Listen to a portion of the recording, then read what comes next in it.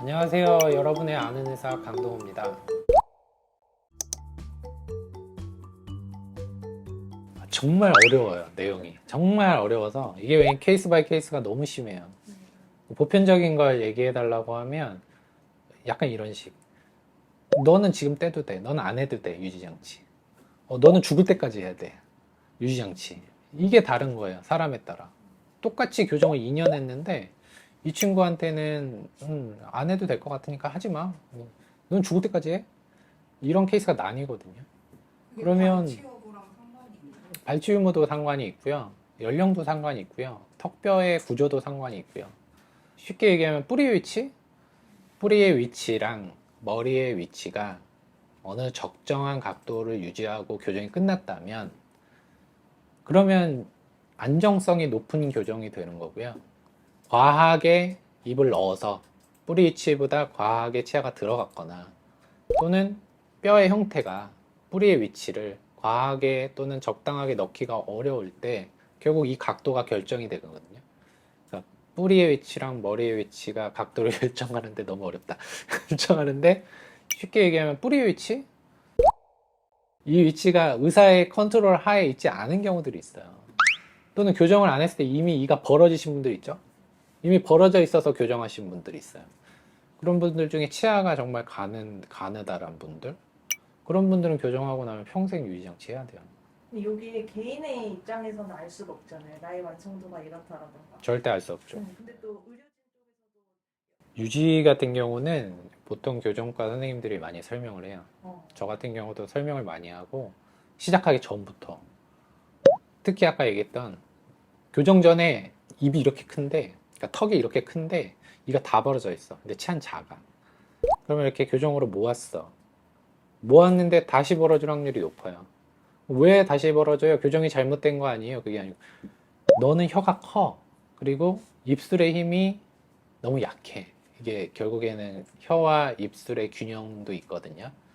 그러면 이분은 계속 혀가 큰 분들은 치아를 계속 밀어내거든요.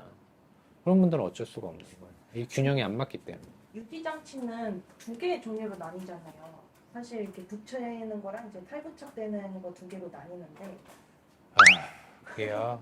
아까랑 똑같은 얘기예요. 그걸 처음부터 안 해도 되는 분들이 있고요. 그거를 정말 오래 해야 되는 분들이 있는데 고정식 유지장치, 치아에 붙이는 거는 이해를 하시는데요. 끼웠다 뺐다 하는 착탈식 유지장치를 평생 하라고 했을 때 하시는 분들은 10%도 안 돼요. 중간에 다 이탈을 하시는데 그러면 안 끼면 벌어지나요? 라고 물어보면 좀 벌어질걸요? 라고 하면 그러면 어떻게 해요? 저는 죽을 때까지는 못 낄 것 같은데요.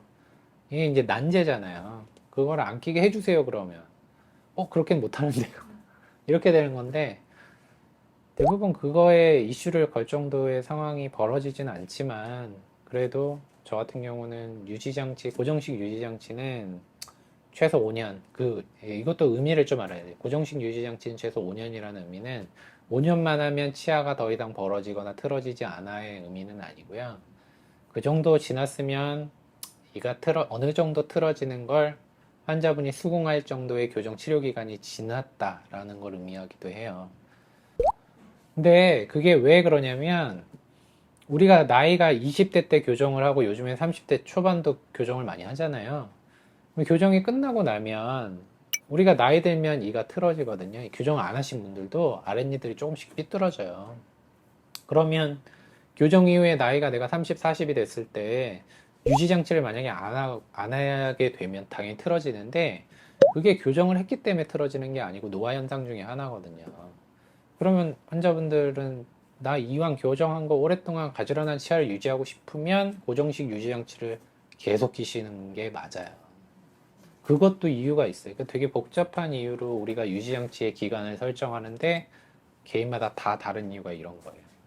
그래서 정리를 하면 고정식 유지장치 같은 경우에는 되도록 오래 붙이는 게 유리하고요. 원장님이 처음부터 끼지 말라고 한 경우 제외하고, 그리고 가철식 유지장치 같은 경우에는 저 같은 경우는 2년에서 3년 정도는 끼라고 하거든요. 근데 그 이상 끼우지 말아서 그러니까 안 끼는 게 좋아서 그렇다기보다는 그 뒤에는 대부분 잘 안 끼세요. 제 경험으로 한 20%도 안 끼시는 것 같아요. 그 이후까지 끼시는 분들은. 그래서 그 정도의 기준으로 저는 설명을 드려요. 그래서 원장님들마다 설명이 다 다를 거예요.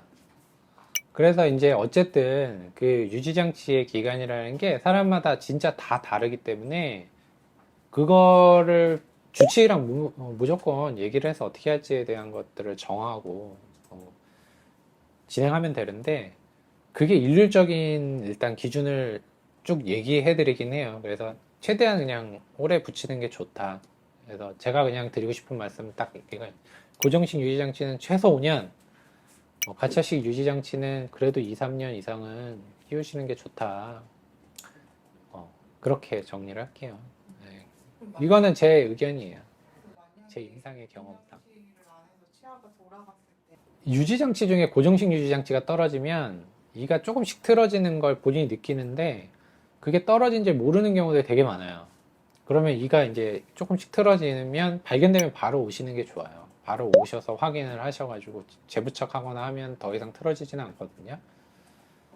근데 이미 일이 벌어지고 난 뒤에 하려고 하면 이제 재교정이라는 것도 해야 되니까 얼마나 힘들어요. 그러니까 이제 그 떨어진 거를 캐치하면 바로 오셔가지고 붙이시는 게 좋습니다.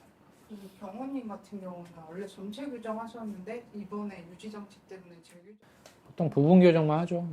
어쨌든 떨어지고 나면 치아가 틀어진 거는 사실 쉽게 재교정을 할 수는 있어요. 근데 이제 재교정을 하면 장치를 또 조금 붙이기는 하고, 근데 그렇게 티나게 많이 붙이지는 않고, 간단한 경우에는 간단하게 이렇게 치아 장치 몇 개 붙여가지고 1, 2주 안에 끝내기도 하고요. 심하지 않으면. 그래서 간단하게 해결하고 다시 유지장치 부착하면 이걸 회복시킬 수 있으니까 일단 빠르게 이제 검사를 받는 게 좋겠죠.